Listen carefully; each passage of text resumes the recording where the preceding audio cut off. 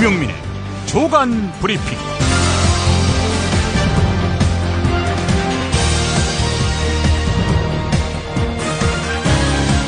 2015년 10월 9일 금요일입니다.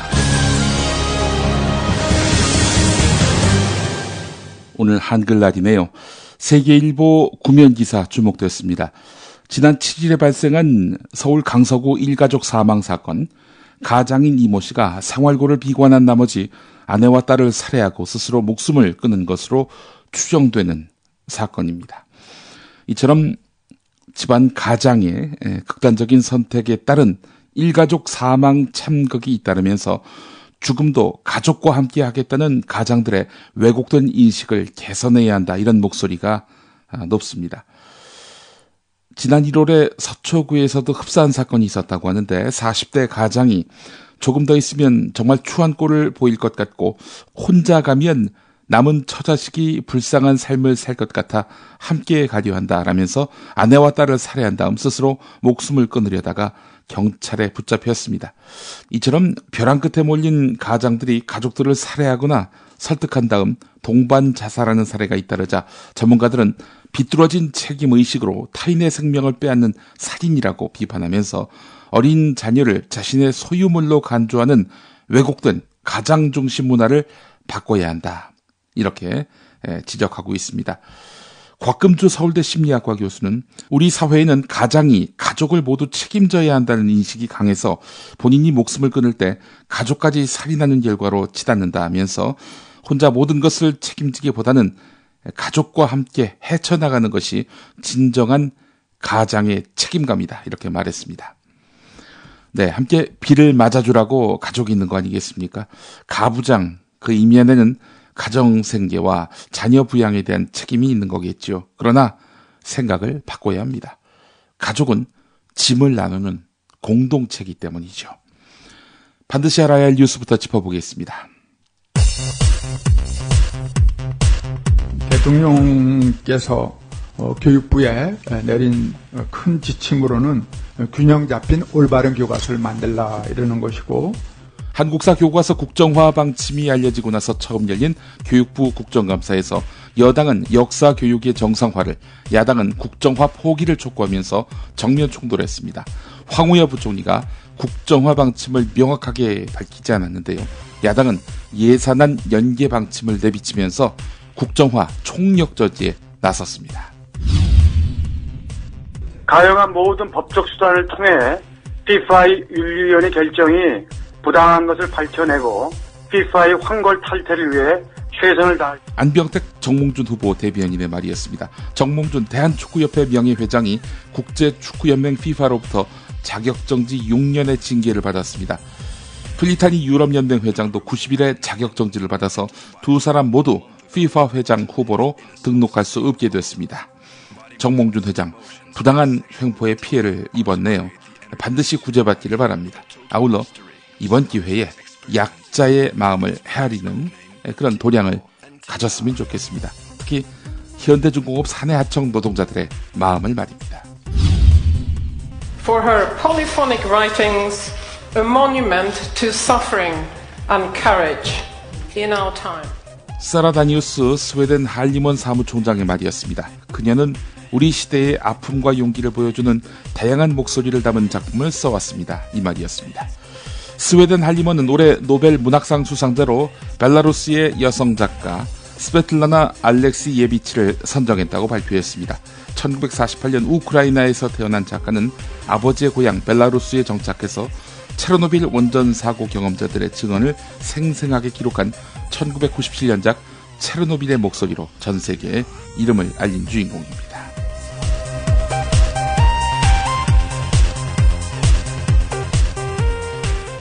김용민의 조간 브리핑, 이담채 김치, 컴백홈 대리운전, 전창걸의 새싹 땅콩차, 차과장 중고차, 연지연 곰탕이 함께합니다. 김치가 다 같은 것 같죠? 아니요, 이담채는 진짜 다르죠. 겨울 전라도, 여름 강원도, 봄 가을 충청도 최고의 배추만 골라와야지요. 소금 영광에서 직송된 최고의 국산 천점이 기본 아닌가요? 아, 고춧가루와 파, 마늘, 괴산 영천에서 건강한 놈들만 가져와야 해요. 우와, 재료가 반이라고 하던데 역시 이담채네요. 그런데 어떻게 담가야 이담채 김치 맛이 나요? 아유, 이거 비밀인데 다시마에 표고버섯, 양파, 멸치를 넣고 우려낸 육수에다가 온갖 재료를 잘 버무리고 2달 동안 저온 숙성한 양념을 써야 해요. 근데 흉내내봐야 소용없어. 30년 연구한 레시피에 30년 김치만 만든 손맛을 따라갈 수 있겠슈? 이담채 김치. 안내와 주문은 검색창에 이담채를 입력하세요. 전화는 1544-4586 1544-4586. 컴백홈 대리운전. 여자한테 참 좋은데, 여자한테 정말 좋은데 어떻게 표현할 방법이 없네. 컴백홈 대리운전이 왜 여자한테 좋냐고요? 대리기사님을 전화가 아니라 스마트폰 앱으로 호출합니다. 대리기사님의 사진과 평가, 체험 후기를 보시고 선택합니다. 그리고 모든 결제를 현금이 아닌 스마트폰에서 간편히 끝냅니다. 컴백홈 대리운전 왜 이제 나왔니? 묻지도 따지지도 않는 대리운전, 이제 컴백홈으로 바꾸자. 구글 플레이 앱스토어에서 컴백홈 대리운전을 입력하세요. 신규 고객 전용 쿠폰 번호 1818 입력하시면 기본 10,000원에 쿠폰 10,000원을 더해서 2장의 쿠폰을 선물로 드립니다. 컴백홈 대리운전, 하하, 남자한테도 좋은데 정말 좋은데. 어나더타임 508을 진행하는 전창걸입니다. 레스베라트롤과 아스파라긴산이 풍부한 새싹 땅콩을 오랜 시간 증숙해서 만들어 맛이 고소한 새싹 땅콩차. 소중한 사람에게 마음을 담은 추석 선물을 보내주시면 어떨까요? 정말 좋은 게 많은데 식품이라서 설명할 수 없는 안타까움이 있지만 이미 드셔본 분들은 몸에 좋은 반응을 느끼고 계십니다. 속상한 세상, 그럴수록 몸은 더 잘 지켜야겠죠. 부담 없는 추석 선물로도 아주 좋은 새싹 땅콩차. 정말 좋습니까? 물으신다면 자신있게 대답합니다. 정말 좋습니다. 남자에게만 좋냐고요? 여자에게도 좋습니다. 인터넷 다음에서 새싹 땅콩차를 검색하시고 전창걸닷컴으로 오세요. 회원가입 없이 바로 주문하실 수 있습니다. 전화 주문도 가능합니다. 070-8635-1288 070-8635-1288입니다. 첫 소식은 한겨레가 1, 2, 3면에서 크게 다룬 내용입니다. 2013년 중소기업진흥공단 신입사원 채용 때 최경환 부총리의 인턴 출신 황모 씨가 부당하게 합격한 과정. 이거 이미 보도가 많이 됐지요. 자, 그런데 최경환 부총리가 직접 개입했다는 증언이 처음으로 나왔습니다. 당시 박철규 공단 이사장이 최경환 부총리를 만나고 온 다음 점수 조작을 해도 합격이 불가능했던 황모 씨를 무조건 합격시켜라, 이렇게 지시했다는 겁니다. 김범규 전 중소기업진흥공단 부이사장이 자기 이름을 걸고 얼굴을 내걸고 증언한 것입니다. 국회 산업통상자원위원회 국정감사에 출석해서 황모 씨가 면접에서 굉장히 답변을 못해 외부 면접관이 강하게 반대했다. 내부적으로 탈락시키는 것으로 의견을 모았다. 박철규 이사장 지시로 내가 최경환 의원실 보좌관 휴대전화로 전화를 해서 노력했지만 어렵겠다라고 전달했다. 그런데 보좌관이 지금 최경환 의원이 회의 중이라서 따로 시간을 잡아줄 테니 이사장이 직접 와서 보고해달라고 했다, 라고 밝혔다는 겁니다. 최경환 의원이 로비를 하는 상황이고 박철규 이사장이 그 로비를 들어줄까 말까 하는 그런 상황인데 말이죠. 자, 그런데 최경환 의원이 내가 로비를 할 테니까 나한테 와라, 시간 내줄 테니, 지금 이러고 있는 꼴이에요. 하하, 이거 정말 하여간 이것만 봐도 기가 막힌데요. 자, 김범규 전 부이사장 말 계속 들어보겠습니다. 보좌관 통화 내용을 박철규 이사장에게 전달했고 퇴근 무렵 박철규 이사장이 최경환 의원실에 다녀왔다. 다음날 합격자 발표가 예정돼 있었는데 이사장이 최경환 만나러 갈 때는 안 되겠다는 말을 전하러 가겠다, 이렇게 말을 해놓고는 돌아올 때는 인사총괄실장에게 그냥 합격시켜라 지시했다, 이렇게 말했다는 겁니다. 김범규 전 부이사장은 국감 뒤에 한겨레 기자와 따로 만나서 운영지원실장, 그러니까 인사총괄 부서장입니다. 이 운영지원실장이 전달해 줬는데 이사장이 최경환 의원을 만나고 나서 내가 결혼시킨 아이니까 그냥 합격시키라 라고 말했다고 들었다고 전했습니다. 자, 그렇다면은 이 감사원이 최경환 부총리 겸 기획재정부 장관의 지역구 사무실 인턴을 지낸 이 황모 씨의 중소기업진흥공단 채용비리 사건을 조사했는데 최경환 부총리의 개입이 있었다는 것을 아예 몰랐을까요? 자, 그런데 진술을 확보했던 것으로 또 드러났습니다. 감사원은 지난 7월 4건의 중소기업진흥공단 채용비리 사건을 적발한 감사보고서를 작성하면서 황모 씨 사건의 청탁자는 다른 3건과 다르게 외부라고만 표시했습니다. 다른 3건은 누가 청탁했는지 그 실명이 나와 있는데요.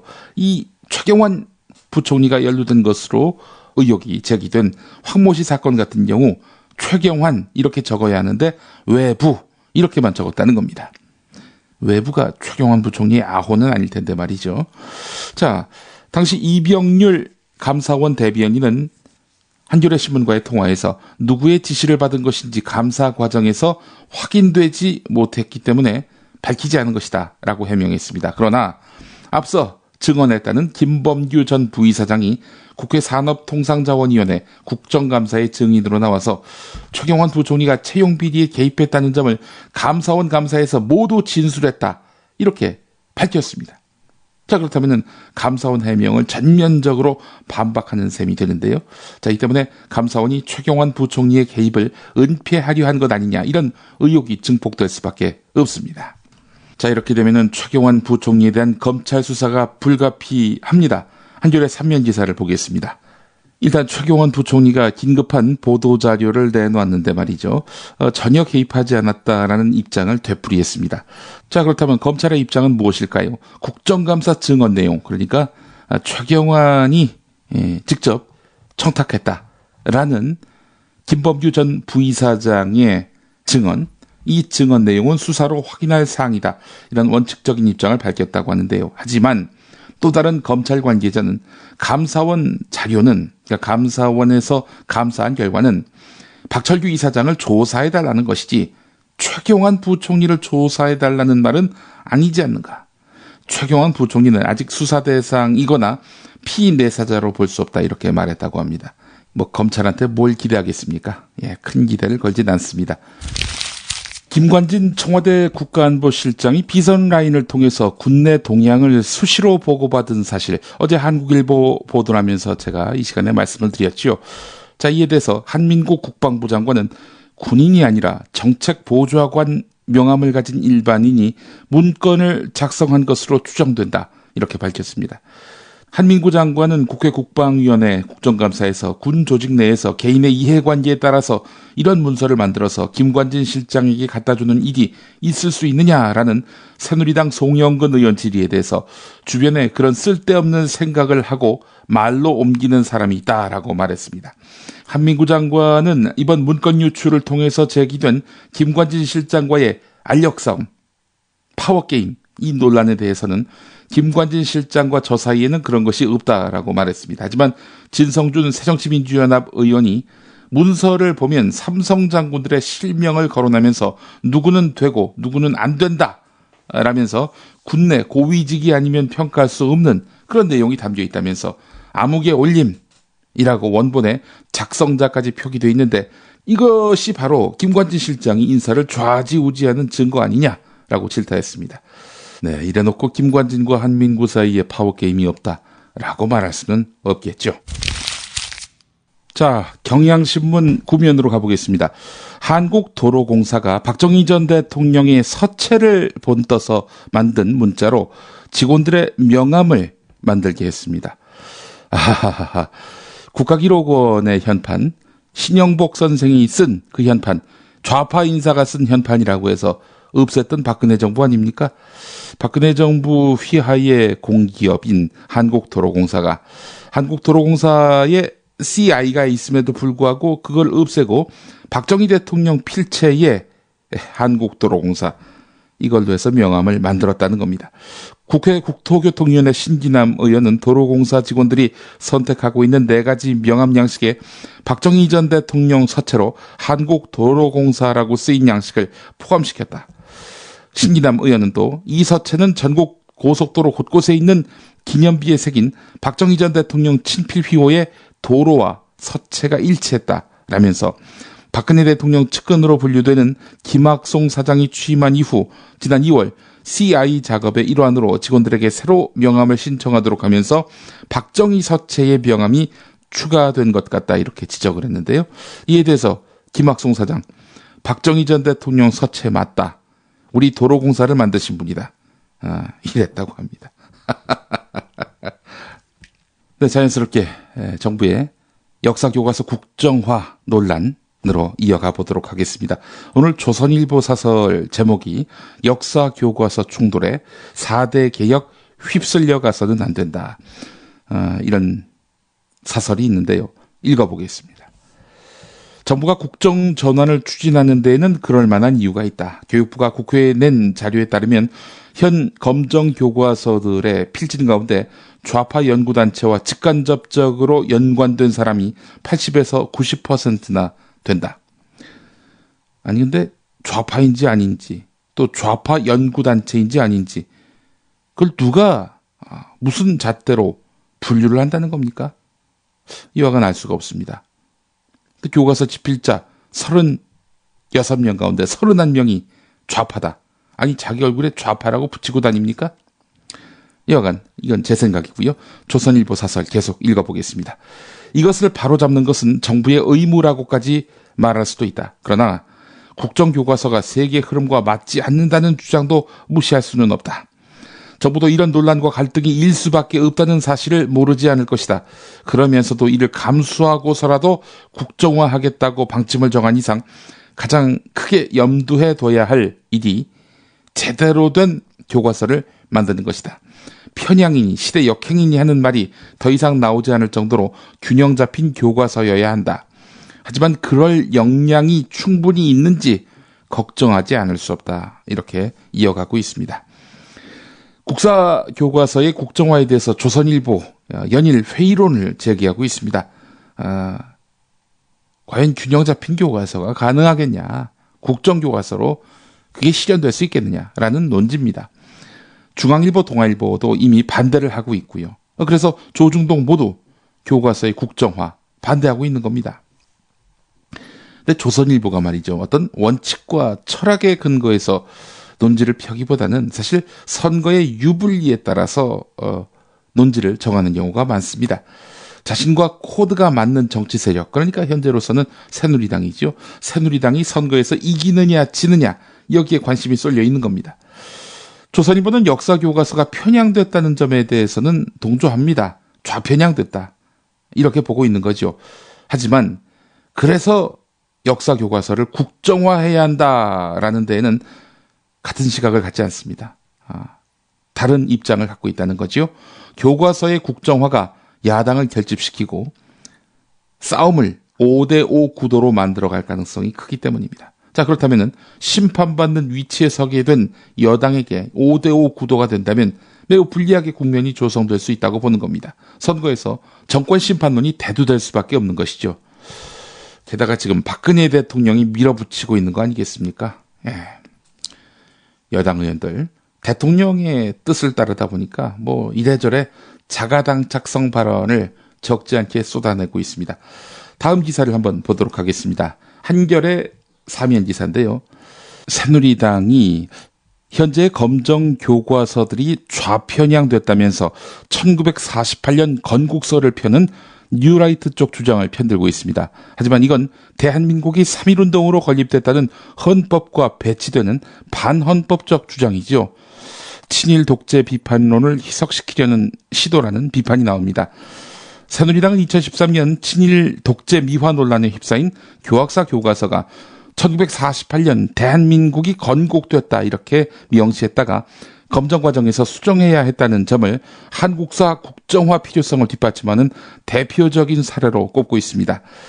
정부 여당 주장은 이렇습니다. 북한이 1948년 조선민주주의 인민공화국을 수립했는데 남한은 정부를 수립했다. 그렇다면 남한도 대한민국을 수립했다라고 해야 할 텐데 남한의 경우는 이 교과서들이 대한민국 정부가 수립됐다라고 서술하고 있다.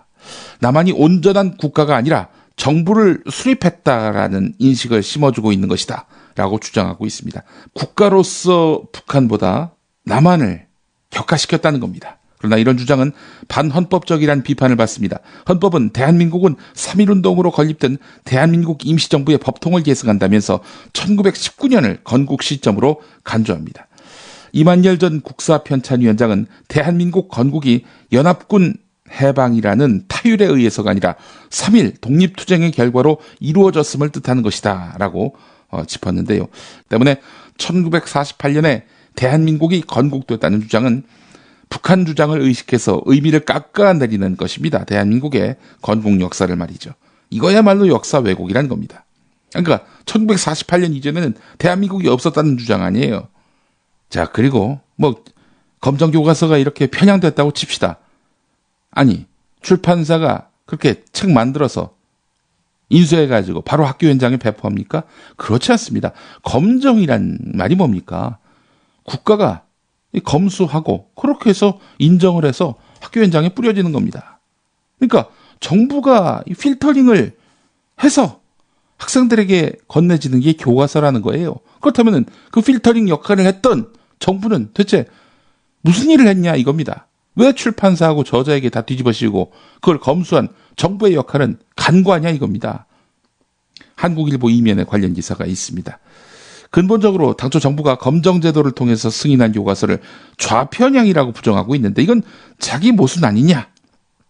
현재 일선학교에서 사용되는 교과서는 정부의 집필 기준에 따라서 집필진이 서술을 마치면 교육부가 본심사와 1차 판정 이후에 수정보완 권고 그리고 이 수정보완 권고를 이행했는지 여부를 확인하고 최종 합격을 결정하게 된다. 또 매년 수정사항을 각 출판사에 내려보내서 개정 작업을 펼친다. 교육부는 지난 2013년 친일 독재 논란을 빚은 교학사 교과서 파동 직후에 각 출판사에다가 수정 보완을 지시한 뒤 이듬해 1월에 최종 완료됐다고 선언한 바 있다. 말하자면은 이제 더 이상 교과서에는 오류가 없다. 이렇게 교육부가 선언을 한 거예요. 그런데 이제 와서 지금의 검정 교과서 문제가 많다. 좌편향도 있다. 역사 왜곡도 있다. 이거 뭐예요? 자기들이 완벽하다고 선언을 했는데. 이 같은 교육부 태도에 대해서 하일식 연세대 사학과 교수는 정부가 과거 스스로 문제없다고 인정한 교과서를 이제 와서 부정하는 것은 자기 모순의 극치다. 정당성이 떨어지는 국정화 논의를 더 이상 숨기지 말고 국민 앞에 사죄해야 한다라고 비판했습니다. 교육부가 국정감사가 끝난 다음 한국사 교과서 국정화 여부를 결정하겠다. 이렇게 이야기를 했지요. 교육부 장관 입으로 그런 이야기가 나왔습니다. 자, 그런데 말이죠. 국정화 여부를 결정하겠다. 이 말은 뭡니까? 국정화를 할지 말지 결정짓겠다는 거 아닙니까? 그런데 국사편찬위원회, 교육부 산하기관입니다. 이 교육부 산하기관인 국사편찬위원회가 이미 국정화 준비에 돌입한 것으로 드러났습니다. 집필진으로 참여할 학자와 현장 교사들의 명단을 마련해 준 데다 내년 10월까지 집필과 심의를 완료할 계획까지 짜놓은 것으로 밝혀졌습니다. 국정감사에서 나온 의원들의 의견을 충분히 듣고 국정화를 할지 말지 결정하겠다는 황우여 교육부 장관의 발언은 말 그대로 말장난이었던 겁니다. 한국일보가 국사편찬위원회 고위 관계자와 통화한 내용 오늘 일면에 실었습니다. 교과서 통상 한 2년에서 3년 제작하는 시간이 걸리거든요. 근데 고작 1년 정도밖에 여유가 없단 말이죠. 당장 내일 결정하더라도 말입니다. 당연히 이 국정교과서 부실화가 불보듯 뻔하다라는 지적이 나올 수밖에 없는 겁니다. 한국일보 3면 지적도 그렇습니다. 교육부가 국사편찬위원회에 위탁을 할 텐데 자, 집필지는 도대체 누구로 할까요? 중립적인 인사로 하겠다라는 것이 정부 입장이긴 한데 경향신문 3면을 보면은 정부 여당은 국정교과서가 되더라도 전문성을 갖춘 중립적인 집필진을 구성하고 철저한 수정 보완 절차도 거치겠다고 밝히고 있는데 하지만 집필진을 제대로 구성할 수 있을지 의문이란 것이죠. 학계에서는 국정교과서 집필진으로 이름을 남기는 것이 어용학자라는 굴레가 될 상황에서 실력 있는 전문가가 얼마나 있을지 모르겠다는 반응입니다. 실제로 역사학계 거의 절대 다수가 교과서 국정화는 안 된다 이런 입장이지요. 교과서 집필 경험이 있는 한 역사학과 교수는 교과서를 쓰는 일은 학문적인 전문성과 현장 적합성 등을 고려해서 해야 하는 까다로운 작업이라면서 교과서 집필 무경험자들이 다수 참여한 교학사 한국사 교과서는 역사 왜곡 이전에 교과서의 기본을 갖추지 못한 불량 교과서로 문제가 됐다. 국정교과서는 그 이상의 사고가 터질 확률이 매우 크다. 이렇게 지적했습니다. 네, 경향신문에 이만열 전 국사편찬위원장의 기고문이 실렸습니다. 제목이 황우여 교육부 장관께입니다. 외국 언론은 한국 정부의 교과서 정책을 일본의 역사 왜곡과 같은 맥락에 놓고 비판했습니다. 뉴욕타임스는 정치인과 교과서란 사설에서 아베 총리가 침략 역사를 희석시키는 우경화 교과서를 만드는데 압력을 가한다고 설명하면서 박근혜 대통령 역시 한국인들의 친일 협력에 관한 내용이 교과서에 축소돼서 기술되기를 원하고 있으며 친일 협력 행위가 일본의 강압에 의해 어쩔 수 없는 것이었다는 내용의 교과서를 정부가 승인하도록 지난 여름 밀어붙였다라고 적었습니다. 무엇보다도 역사 교과서와 관련해서 박근혜 대통령의 이름이 우리가 그토록 비난해온 아베 신조 일본 총리와 동렬해서 거론된다는 것은 국민으로서는 부끄럽습니다. 또 침략을 미화하는 아베 총리의 외조부가 전범이라는 것과 교학사 교과서를 밀어붙였던 박근혜 대통령의 아버지가 일제에 협력했다는 점을 비교하는 맥락에서는 그동안 일본의 교과서를 비판해온 우리 국민의 자존심을 송두리째 뭉개버렸습니다. 한국 정부가 친일 독재를 미화하기 위해서 교과서 파동을 일으켰다고 지적한 뉴욕타임스는 역사 교과서를 고치려는 위험한 시도를 하지 말라는 충고로 사설을 마무리했습니다. 유엔 역시 역사 교과서가 한 종류에서는 안 된다는 점을 명확히 했습니다. 역사 해석이 독점되고 정부에 이용되기 때문이란 것입니다. 국정제는 본질적으로 교과서 내용에 정부가 개입한다는 겁니다. 이 때문에 국정교과서는 교육의 본질적 가치에 위배되며 민주시민의 양성을 가로막습니다.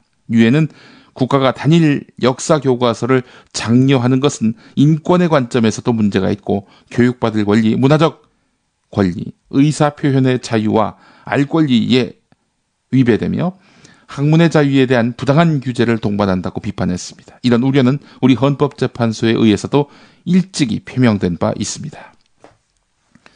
나란 박해 우려, 또 유엔이 정한 글로벌 스탠다드에까지 위배되는 국정교과서. 박근혜 대통령은 밀어붙인다는 거 아닙니까? 경향신문은 오늘 오면에서 아버지 박정희의 명예회복을 위한 박근혜의 역사 다시 쓰기라는 제목으로 박 대통령의 밀어붙이는 의도를 분석했습니다.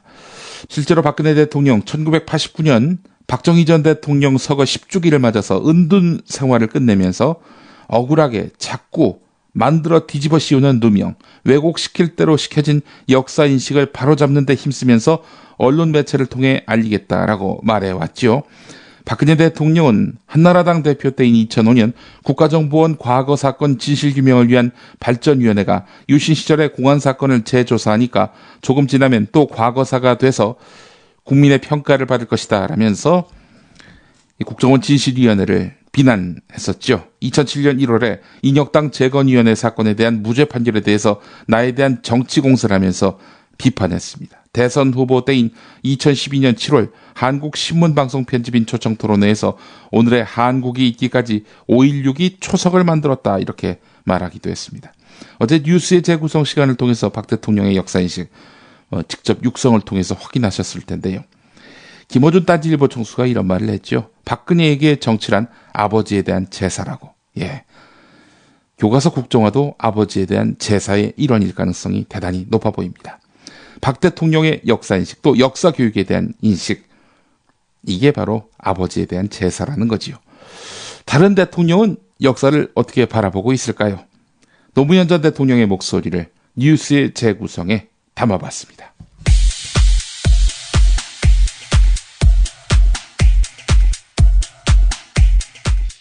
고 노무현 대통령이 2002년 특권과 반칙 없는 세상이라는 구호를 들고 16대 대통령 출마 선언을 할 당시 어느 때인가 제가 대통령이 되겠다고 말을 하기 시작했어요. 많은 분들이 제게 무엇을 했느냐를 묻지 않고 무엇을 하겠느냐 비전을 내놓으라고 했어요. 비전을 생각해봤습니다.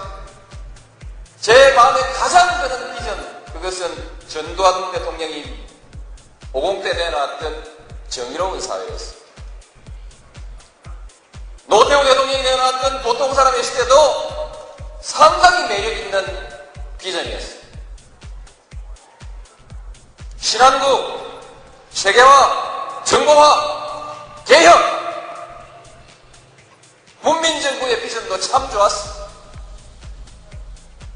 저는 국민의 정부의 비전은 달달합니다. 민주주의, 시장경제, 생산적 복지, 남북화해, 노사협력, 지식기반 사회.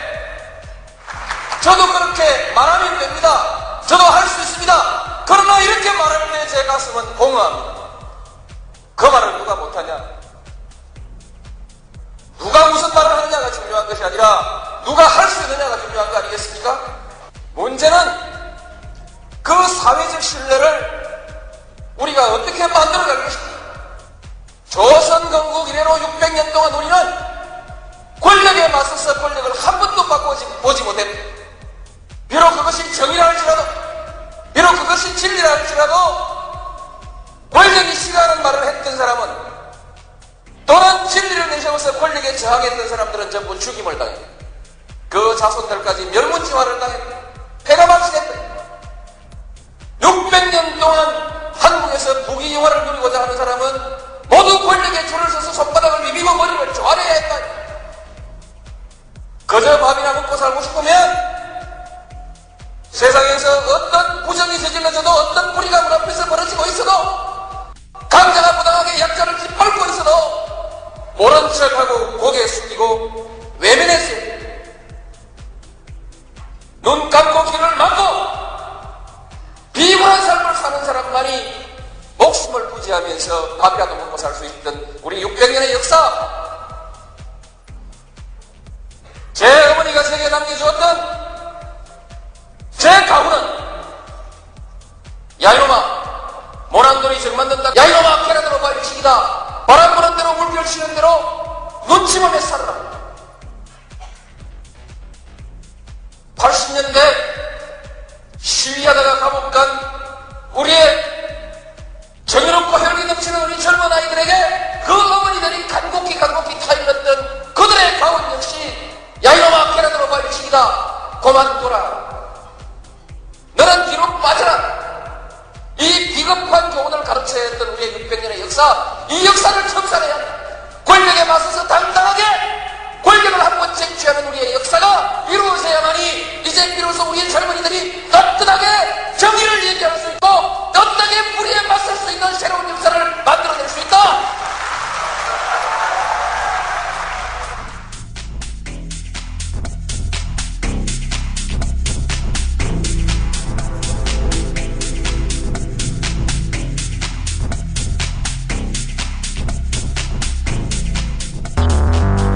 비고차과장 최우진술하세요.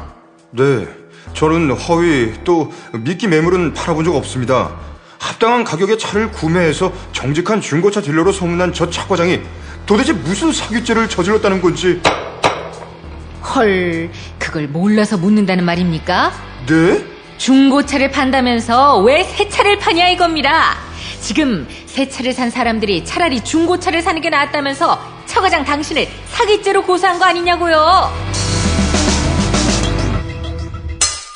차 과장 중고차, 새 차와 다름없는 최고의 중고차만 팔고 합리적인 가격에 차를 구매해 왔습니다.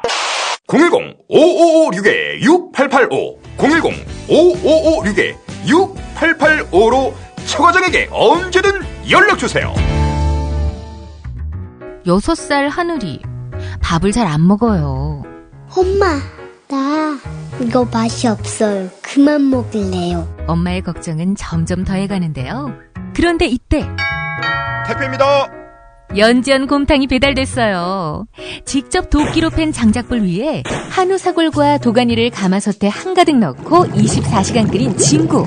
연지연 곰탕이 하늘이 입에 들어가는 순간, 아, 맛있다. 엄마 한 그릇 더 주세요. 하늘이의 밥도둑 연지연 곰탕. 조미료 같은 첨가물이 전혀 들어가지 않아 엄마의 기쁨은 더하답니다. 연지연 곰탕은 강화군에서 김포시 방향으로 강화대교 건너자마자 있습니다. 포장 판매는 한 팩 800g에 7,000원, 7팩 이상 무료 배송합니다. 주문 전화는 010-7252-1114, 010-7252-1114. 김용민이 전해드리는 조간 브리핑. 이른 아침 조간신문 핵심 기사를 훑어보는 시간, 김용민의 조간 브리핑. 월요일부터 토요일까지 매일 오전 7시대에 업데이트됩니다. 뉴스뿐 아니라 그 안에 숨은 맥락도 짚어드립니다. 신현희 서울 강남구청장이 박원순 서울시장에게 서울시로부터 강남구를 독립시켜달라는 취지의 주장을 한 것으로 드러나면서 강북 주민들이 뿔이 났습니다. 전국 지방자치단체 가운데 재정 자립도가 60%거든요. 가장 높습니다. 게다가 또 부자 동네 아닙니까? 서울시와 강남구에 따르면 독립선언 논란은 강남구 삼성동의 한전개발부지 기여금 사용을 놓고 벌어졌는데, 지난 5일에 신현희 구청장이 박원순 시장에게 공개 질의서를 보낼 때 이럴 바에는 서울시는 차라리 가칭 강남특별자치구 설치를 중앙에 건의해서 아예 강남구를 서울시에서 추방시킬 용의가 없느냐, 이렇게 질의를 했는데요.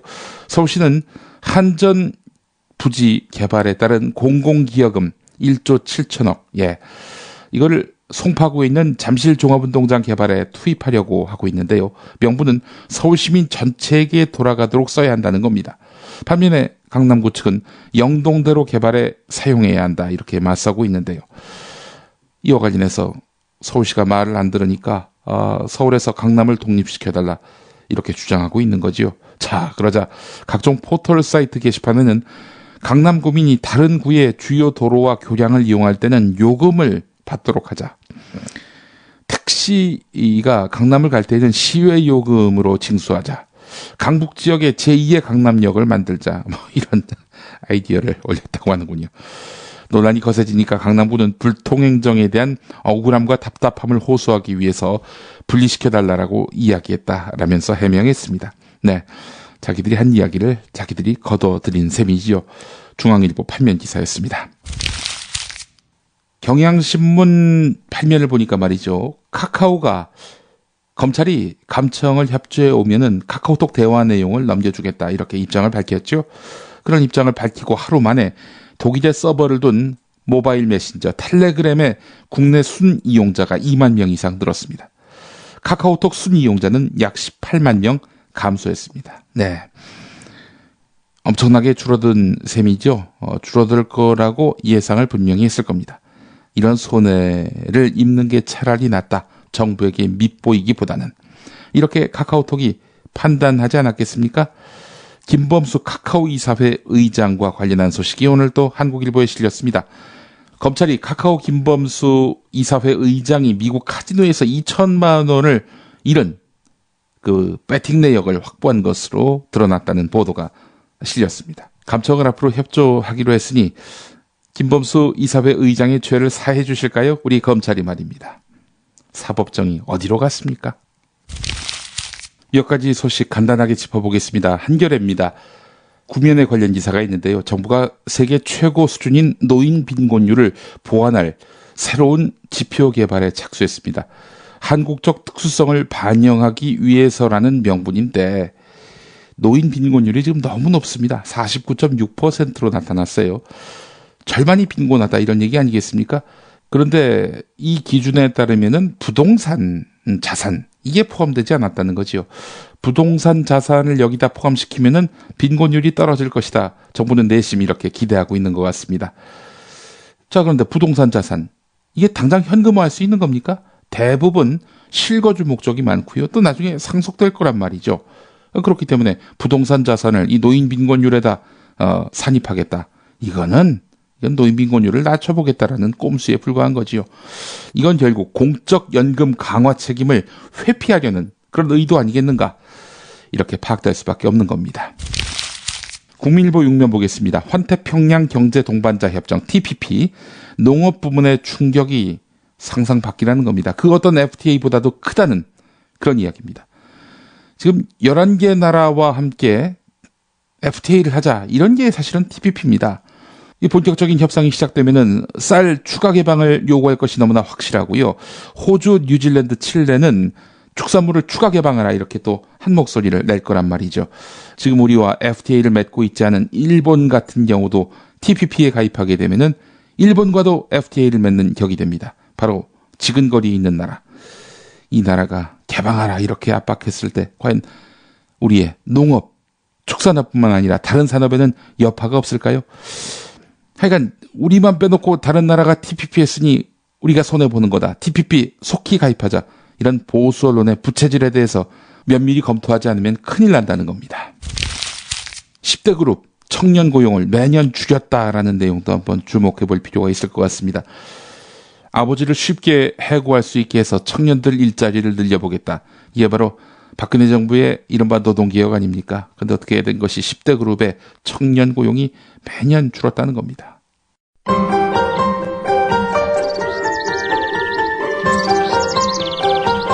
오늘의 날씨. 기상청은 오늘 전국이 기압골의 영향을 받은 후 상하이 부근에 위치한 고기압의 영향을 점차 받겠다고 예보했습니다. 경기도, 충청 남부, 충북 북부, 영서 중남부는 새벽에, 남부지방과 제주도는 아침에 비가 조금 오겠고요. 낮에 서쪽 지방부터 맑아지겠습니다. 특히 북서쪽에 찬 공기가 남하하고 바람도 강하게 불면서 체감 기온이 낮아지겠습니다. 오늘 낮 최고 기온은 서울 20도, 부산 24도, 광주 21도, 대구 22도, 춘천 20도, 제주 21도입니다.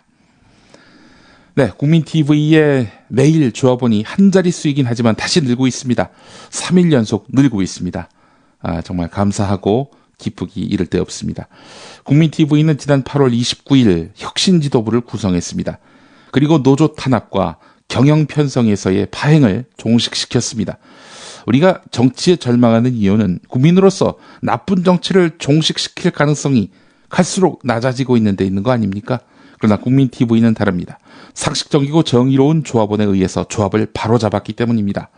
자정 능력을 갖춘 것입니다. 물론 파행이 완전히 끝난 것은 아닙니다. 그러나 수습돼 가고 있습니다.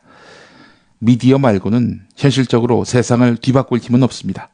이럴 때 국민TV를 키웠으면 합니다. 그리고 국민TV만이 아니라 한국 정치에서도 상식적이며 정의로운 국민이 나라를 바로 세울 수 있는 길을 열어봤으면 좋겠습니다. 국민TV 조합원에 신규 가입해 주시고 탈퇴해 주신 분들 재가입해 주시기 바랍니다. 그리고 매월 11,000원의 조합비 납입으로 그 기틀을 함께 만들어 갔으면 좋겠습니다.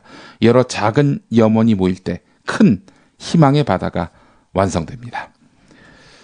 오늘 한글날입니다. 잘못된 사물 존칭 표현 함께 개선해보자는 국민일보 기획기사가 주목됩니다. 예를 몇 가지 들어보겠습니다. 주문하신 커피 나오셨습니다. 커피가 나오셨다는 말 틀렸지요.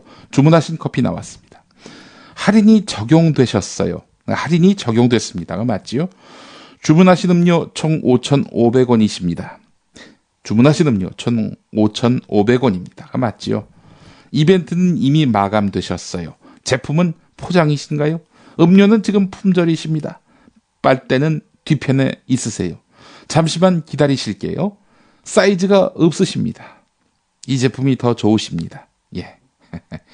사물을 존대해서야 되겠습니까? 인간의 존엄성을 위협할 수도 있다. 이런 전문가 진단도 있습니다.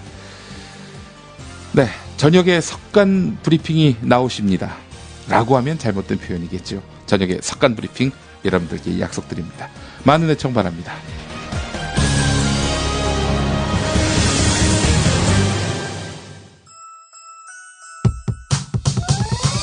이번 방송 괜찮았나요? 작별의 여운 이렇게 표시해주세요. 다운로드하기, 댓글 달기, 구독하기, 별점 주기. 더 좋은 방송 만들어달라는 약속 이렇게 응원해주세요. 다운로드하기, 댓글 달기, 구독하기, 별점 주기. 기억하셨죠? 다운로드하기, 댓글 달기, 구독하기, 별점 주기.